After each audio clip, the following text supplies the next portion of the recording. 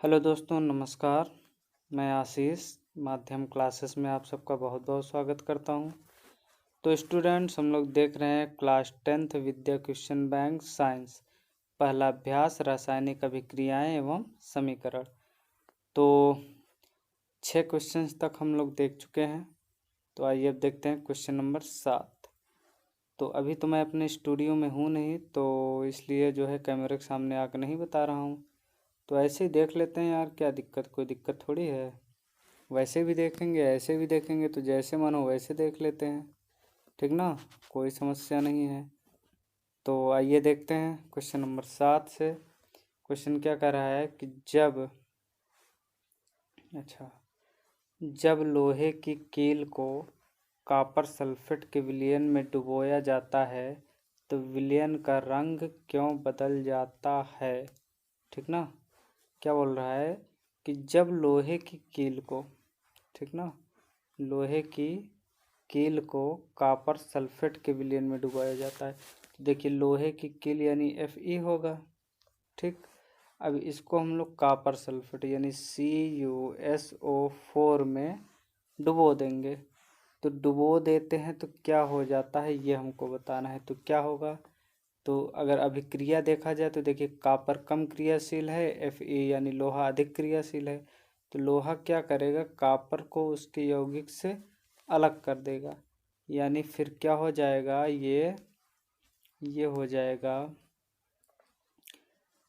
Fe और क्या हो जाएगा SO4 प्लस ये कॉपर अलग हो जाएगा। ये कॉपर क्या हो जाएगा, साइड में हो जाएगा, है कि नहीं। तो यही चीज़ देखना है हमें। तो इसमें हम लोग क्या लिखेंगे कि लोहा कॉपर की अपेक्षा अधिक क्रियाशील तत्व है, इसलिए यह कॉपर सल्फेट के विलयन को कॉपर से विस्थापित कर देगा, ठीक ना। विलयन में से कॉपर को विस्थापित कर देगा, ठीक। उसके बाद जो है हमें समीकरण को लिख देना है, जो समीकरण है, ठीक। फिर पूछ रहा है कि क्या हो जाएगा, रंग उसका क्यों, क्या पूछा है, रंग क्यों बदल जाता है ना। तो हम बता रहे हैं रंग क्यों बदल जाता है, ठीक। परेशान होने की क्या ज़रूरत है। तो देखिए मान लीजिए ये एक बर्तन है जिसमें कॉपर सल्फेट भरा है, CuSO4 क्या भरा है इसमें, CuSO4 भरा हुआ है।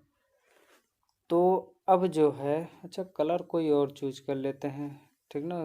मतलब अच्छे से दिख नहीं रहा है, कोई सा भी कलर ले रहे हैं, अब ये दिखेगा अच्छे से, ठीक ना।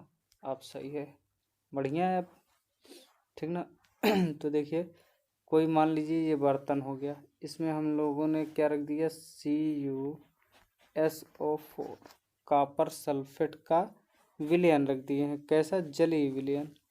अब इसमें जैसे हम लोग लोहे की रॉड या जो कुछ भी कहा है लोहे का ही रहेगा वो, ठीक ना। तो लोहे का जब इसमें रॉड या कुछ भी रखे डालेंगे इसमें, तो Fe जो होता है वो अधिक क्रियाशील होता है कॉपर से, ठीक ना। Fe जो है अधिक क्रियाशील होता है किससे, कॉपर से।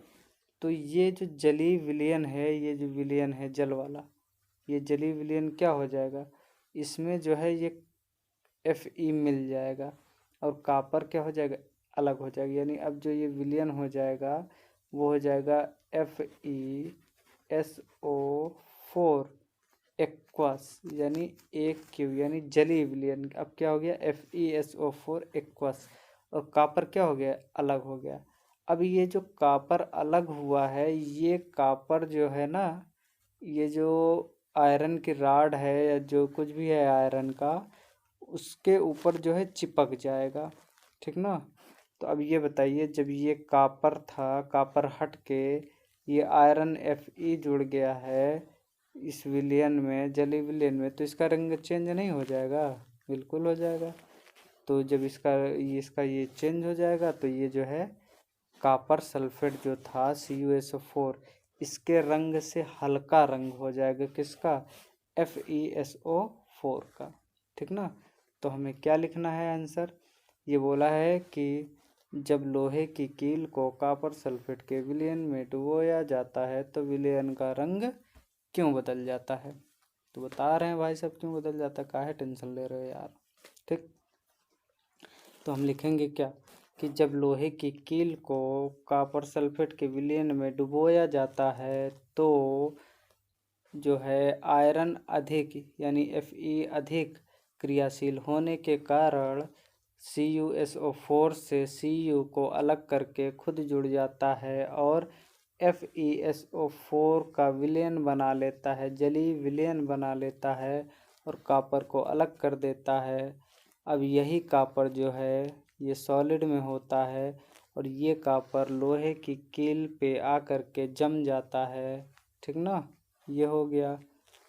अब CuSO4 में अब लिखेंगे क्या कि कॉपर सल्फेट CuSO4 में कॉपर के हट जाने तथा Fe के जुड़ जाने के कारण जो है विलयन का रंग यानी आयरन सल्फेट का रंग कॉपर सल्फेट के रंग से हल्का हो जाता है। बस अब इसको याद थोड़ी करना है, इसको जैसे जैसे क्रिया हुई है ऐसे ऐसे अपने हिसाब से सोचना है, समझना है और उसी को लिख देना है, ठीक ना। तो आइए चलते हैं क्वेश्चन नंबर 8। याद और मत किया करो यार, याद और करने वाला काम हमको कभी अच्छा ही नहीं लगा, ठीक ना। ना तो हमको अच्छा लगा ना तो हम याद करते हैं कभी। अब जो चीज़ अच्छी नहीं लगता उसको क्या करें, हैं। जो अच्छा लगे उसको करना चाहिए, ठीक। तो आइए चलते हैं क्वेश्चन नंबर 8 में, ठीक ना। अपने से समझ लिया करिए और उसी को लिख दिया करिए। जो समझ के लिखेंगे वही सब कुछ होता है, याद उत करने वाला काम मत किया करिए। क्वेश्चन नंबर 8 देखते हैं क्या कह रहा है ऊष्माक्षेपी एवं ऊष्माशोषी अभिक्रिया का क्या अर्थ है, उदाहरण दीजिए। अब यार भाई इसको तो हम बहुत बढ़िया से पढ़ा दिए हैं, है कि नहीं, कि ऊष्माक्षेपी अभिक्रिया क्या होती है, ऊष्माशोषी अभिक्रिया क्या होती है। उदाहरण भी दे दिए हैं कि प्रकाश संश्लेषण और श्वसन का उदाहरण दिए थे ना, कि प्रकाश संश्लेषण क्या है, ऊष्माशोषी है और ये क्या बोलते हैं श्वसन क्या है, श्वसन समय ऊर्जा जो है बनती है, तो ऊष्माक्षेपी है ये, ठीक ना। तो इसको हम बहुत अच्छे से पढ़ा दिए हैं, तो प्लेलिस्ट में जाके आप देख सकते हैं, ठीक ना। तो वहाँ से बहुत अच्छे से समझ में आ जाएगा। तो अब देखिए क्या कह रहा है, फिर भी यहाँ बता दे रहे हैं थोड़ा सा। कह रहा है ऊष्माक्षेपी एवं ऊष्माशोषी अभिक्रिया का क्या अर्थ है, उदाहरण दीजिए। तो हम लिखेंगे कि जिन रासायनिक अभिक्रियाओं में उत्पाद के निर्माण के साथ साथ ऊष्मा भी उत्पन्न होती है, ऊष्मा या ऊर्जा भी कह सकते हैं, ऐसी कोई दिक्कत की बात नहीं है, कि ऊष्माक्षेपी अभिक्रिया में क्या हम लोग कहेंगे, या दहन भी इसको बोल सकते हैं हम लोग, ठीक। तो हम लोग क्या कहेंगे कि जिन रासायनिक अभिक्रियाओं में उत्पाद के निर्माण के साथ साथ ऊष्मा या ऊर्जा भी उत्पन्न होती है उसे ऊष्माक्षेपी अभिक्रिया कहते हैं, ठीक है।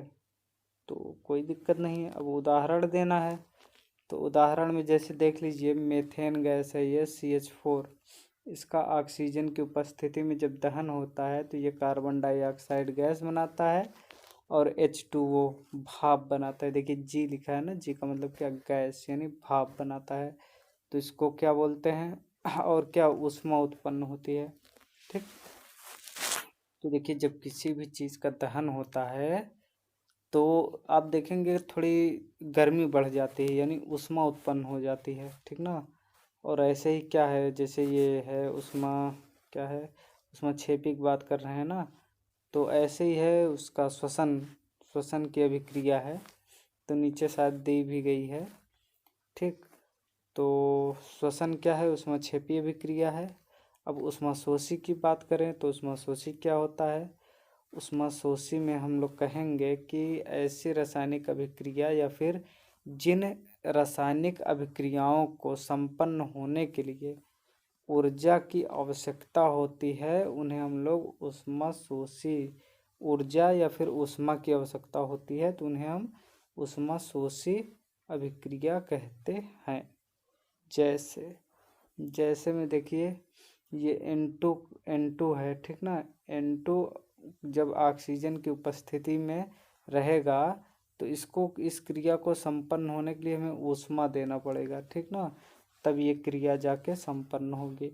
या फिर देख लीजिए जैसे उसका है प्रकाश संश्लेषण का, तो प्रकाश संश्लेषण में क्या क्या चीज़ें होती हैं, CO2 कार्बन डाइऑक्साइड होता है और इसको जल चाहिए होता है, ठीक ना।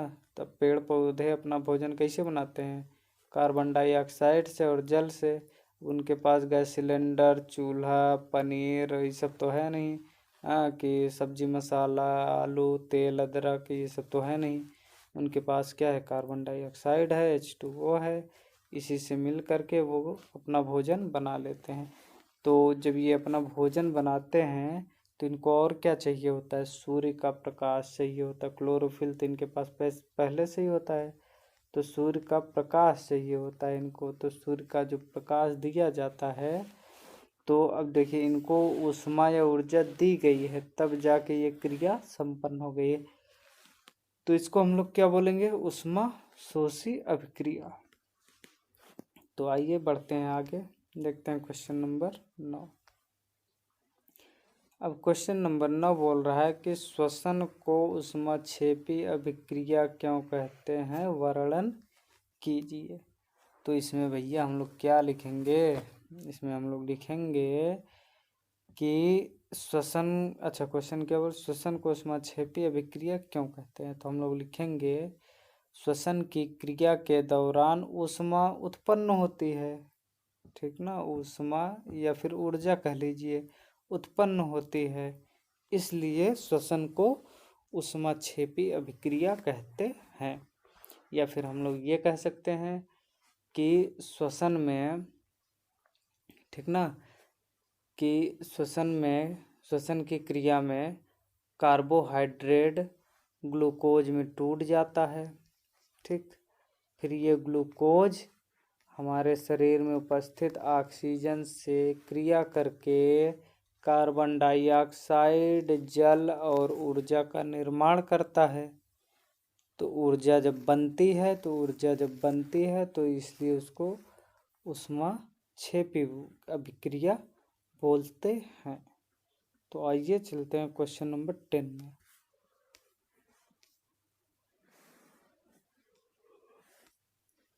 तो देखिए क्वेश्चन नंबर 10 क्या बोल रहा है।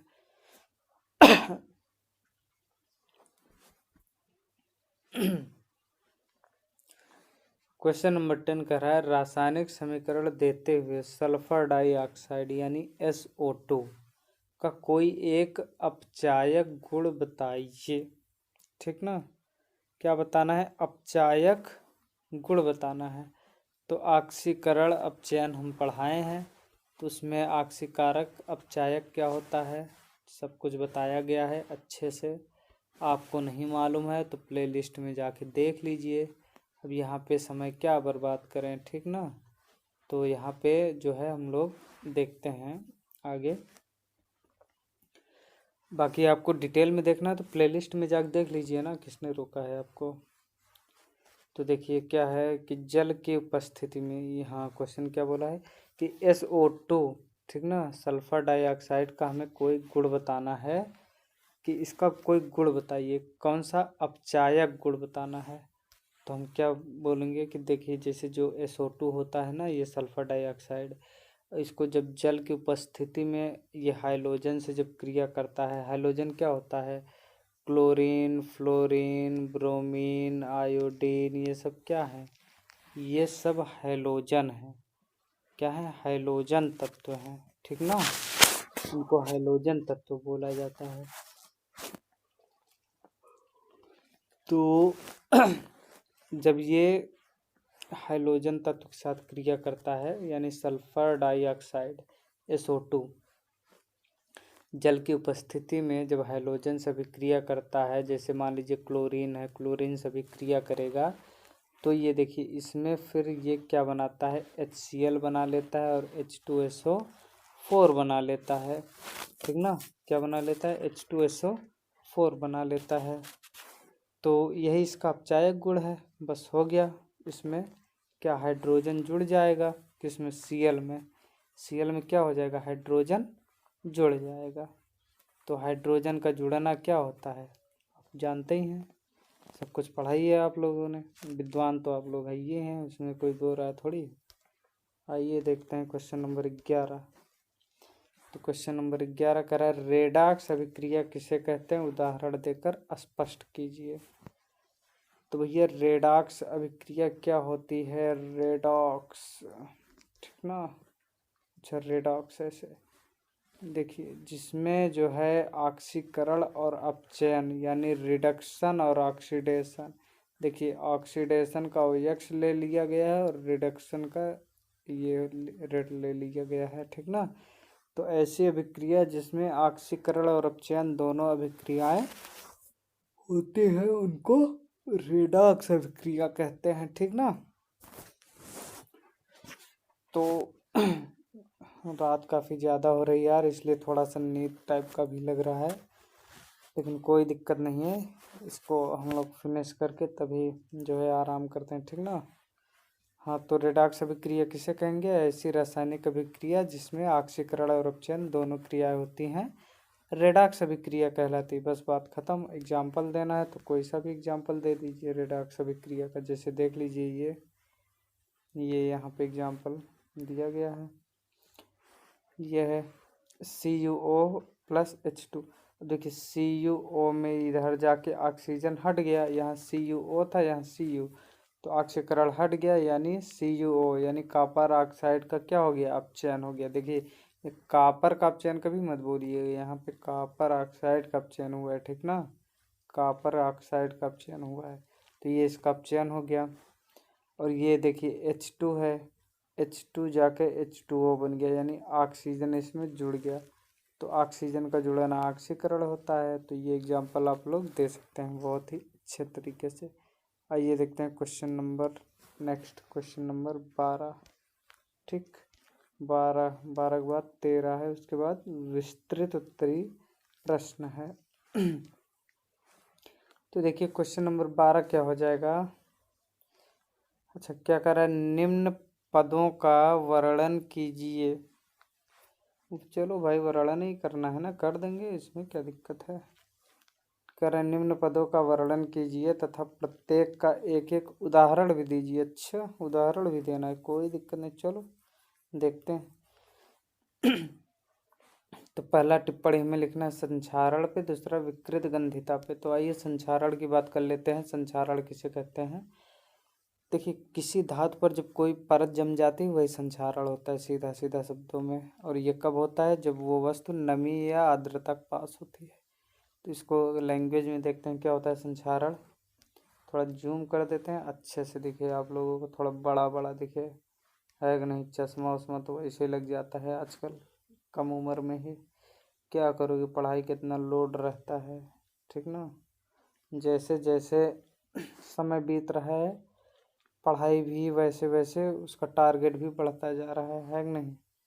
तो आइए देखते हैं संक्षारण क्या होता है। कि जब कोई धातु अपने आसपास की अम्ल आर्द्रता आदि के संपर्क में आ जाती है, यानी कि जब कोई धातु अपने आसपास के नमी नमी के संपर्क में आ जाता है, नमी या फिर आर्द्रता के संपर्क में आ जाता है, तब यह संक्षारित होती है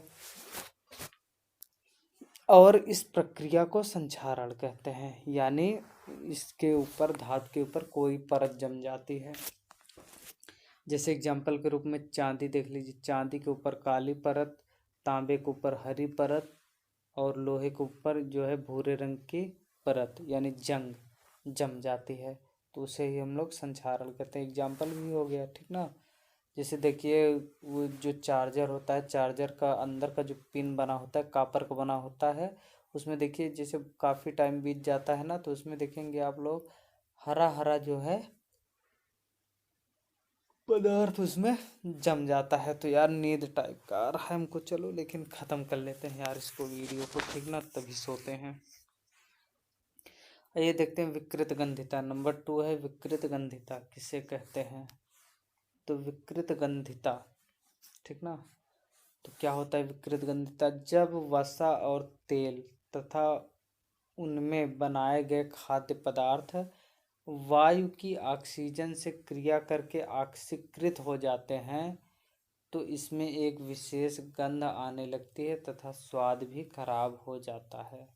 तो देखिए क्या होता है कि जैसे फैट यानी तेल और वसा से जो खाद्य पदार्थ बना होता है ना, तो अगर जैसे वो ऑक्सीजन संपर्क में आएगा तो ऑक्सीजन से वो क्रिया कर लेगा, तो ऑक्सीजन से क्रिया कर लेगा तो उसका जो है टेस्ट और रंग सब चेंज हो जाता है, ठीक ना।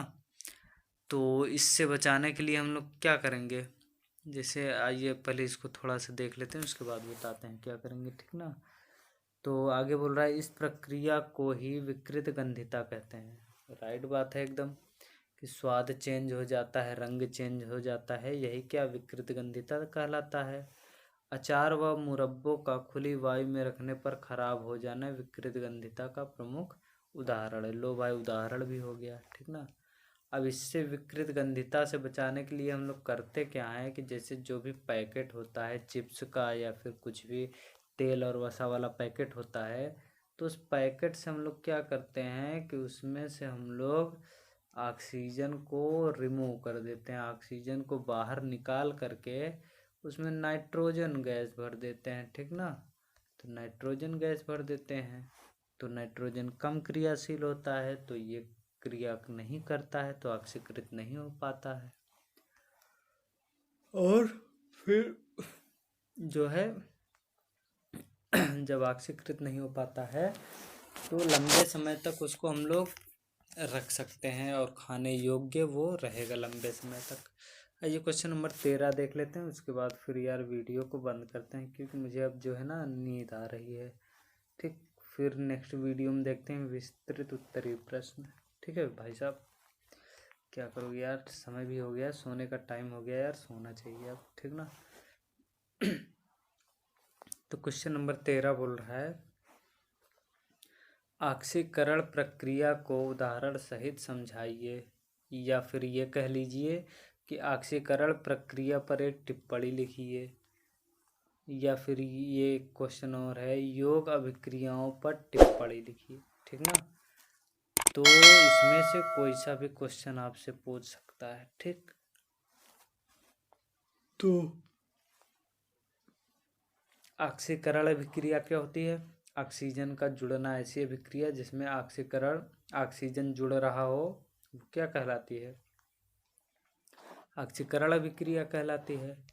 और ये ऑक्सीकरण की अभिक्रिया जो है होती है किसमें, योगात्मक अभिक्रियाओं में, ठीक ना। कैसे कि देखिए जब ऑक्सीजन जुड़ेगा, जुड़ करके देखो ये अकेला बन गया, यही तो है ना ऑक्सीकरण अभिक्रिया। और योग अभिक्रिया क्या होती है कि जब दो या दो से अधिक तत्व जो है या दो से दो अधिक यौगिक या दो से अधिक पदार्थ जब मिल करके कोई तीसरा पदार्थ बना लेते हैं, यानी तीसरा एकल पदार्थ बना लेते हैं, तो उसको ही हम लोग क्या बोलते हैं, योगात्मक अभिक्रिया या योग अभिक्रिया, ठीक।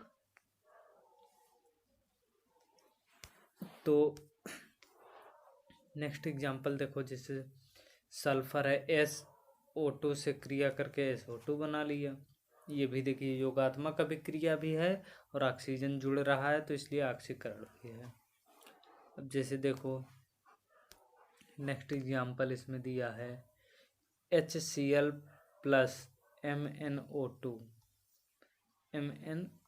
प्लस HCl, तो Mn के साथ जो है Cl जुड़ गया है और HO2 जल बना लिया है, और जो बचा है क्लोरीन, ये क्लोरीन गैस उत्पन्न हो रही है, ठीक ना। तो यही सब होता है, जो है ऑक्सीजन का जुड़ना ऑक्सीकरण कहलाता है, या फिर जो है हाइड्रोजन का निकलना जो है क्या कहलाता है, ऑक्सीकरण कहलाता है। यानी या तो ऑक्सीजन जुड़े या फिर हाइड्रोजन निकले, ठीक ना।